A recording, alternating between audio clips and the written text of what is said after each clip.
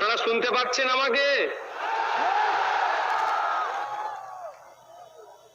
নওশাদ সিদ্দিকী ছাড়া আইএসএফ যে সমাবেশ করে দেখালো, এটা হচ্ছে আমার বড় ভাইয়ের অনেক দিনের স্বপ্ন। আমি ধন্যবাদ জানাই যারা উপস্থিত হয়েছেন, নেতৃত্ব প্রত্যেককেই, যে আমার বড় ভাইজানের স্বপ্নকে আপনারা আজকে সফল করলেন।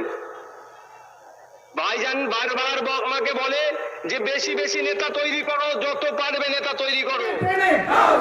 ঘাটে ঘাটে পাড়ার মোড়ে বাস স্ট্যান্ডে শহীদ মিনারে রাস্তাতে বাস স্ট্যান্ডে স্টেজে আমাদের মনে সব জায়গাতে গোটা দেশে বাংলাতে হুগলিতে 24 পরগনায় ভাঙড়েতে বীরভূমেতে সবাই দেখো, পুলিশ দেখো, পুলিশ দেখো, পুলিশ দেখো, বাবুরা দেখো, বাবুরা দেখো, মমতা দেখো, মমতা দেখো, অভিষেক দেখো, সরকার দেখো, সরকার দেখো, নটোরিয়াস ক্রিমিনাল তুমি দেখো। রাগ ক্ষোভ হচ্ছে নাকি আপনাদের? রাগ ক্ষোভ হচ্ছে? আমারও রাগ ক্ষোভ হচ্ছে, কিন্তু এই রাগ আর ক্ষোভকে সঠিক পথে যদি কাজে লাগাতে আমরা পারি, তাহলে অপদার্থ ব্যর্থ তৃণমূল বিজেপির মিশ্রিত এই রাজ্য সরকারকে আমরা গঙ্গায় ছুঁড়ে ফেলতে পারবো গণতান্ত্রিক প্রক্রিয়াতে। তোমাদেরকে এই রাগ আর ক্ষোভটাকে ঠিক সঠিক জায়গায় সঠিক সময়ে কাজে লাগাতে হবে।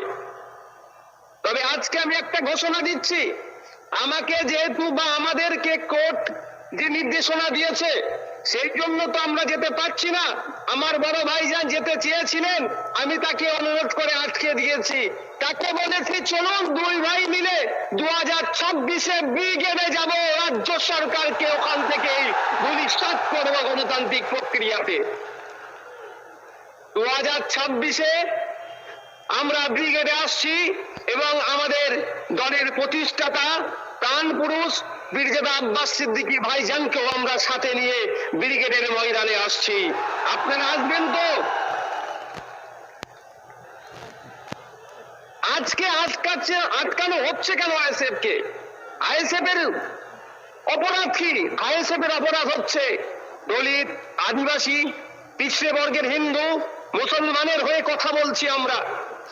আমাদের অপরাধ এটাই, জলজমি জঙ্গলের যে স্বাভাবিক অধিকার আদিবাসীদের, সেটা কেড়ে নেওয়া হচ্ছে।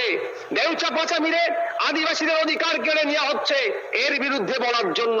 ওয়াকফ সম্পত্তি কেন্দ্রের বর্বর সরকার কেড়ে নেওয়ার চেষ্টা করছে অ্যামেন্ডমেন্টের নামে, তার বিরোধিতা করার জন্য আমাদের ওপরে এই খাড়া নেমে আসছে। আমাদেরকে আটকানো হচ্ছে কেন? আমরা জাত ধর্ম বর্ণ নির্বিশেষে যে আইএসএফ প্ল্যাটফর্ম তৈরি করেছে, এই ভোটের রাজনীতি যারা করে, যারা ধর্মীয় রাজনীতি করে, তাদেরকে অচিরেই আমরা গণতান্ত্রিক প্রতিষ্ঠার মাধ্যমে তাদেরকে আমরা বিচ্ছিন্ন করব। সেই কলকাতা হাইকোর্টে যখন এই বিষয়ে মামলা চলছে, আউটডোর নেবেন, আউটডোর নিলে নাকি আপনাদের কজনকে বাইরে থাকতে। হ্যালো হ্যালো, জি ভাইজান বলেন, শুনতে পাচ্ছেন? হ্যাঁ জি।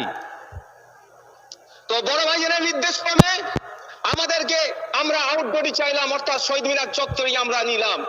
বারবার রাজ্য সরকার আমাদেরকে ইনডোর ইনডোর ইনডোর ইনডোর দেওয়ার চেষ্টা করছিল, অর্থাৎ ঘরে ঢুকিয়ে দেওয়ার চেষ্টা করলো।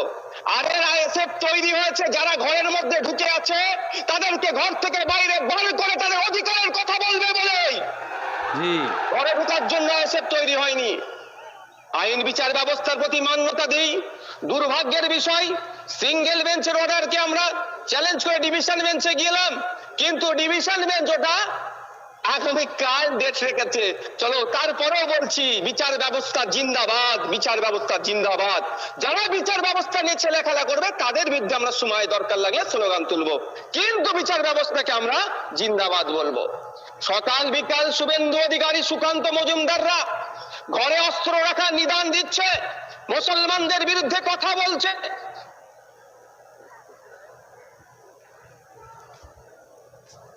দেশে রেস্ট্রিকশন হয় না। আর এ সব সময় বিভিন্ন সম্প্রদায়ের মধ্যে ঐক্য করার চেষ্টা করছে, সেতু বন্ধনের চেষ্টা করছে, সাম্প্রদায়িক সম্প্রীতি এগিয়ে নিয়ে যাওয়ার চেষ্টা করছে। যারা সব সময় কমিউনাল হারমোনিকে এগিয়ে নিয়ে যাওয়ার চেষ্টা করছে, তাদেরকে রাজ্য সরকার আটকানোর চেষ্টা করছে।